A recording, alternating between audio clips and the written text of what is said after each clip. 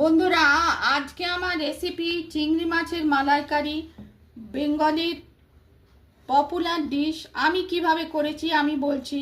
প্রথমে চিংড়ি মাছ ভালো করে ধুয়ে নুন হলুদ দিয়ে মাখিয়ে রেখেছিলাম।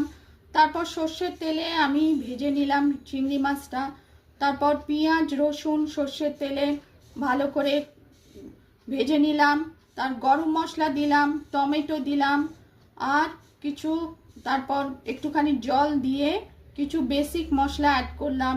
নুন হলুদ জিরে গুঁড়ো দিয়ে কিছুক্ষণ ঢেকে আমি রান্না করলাম।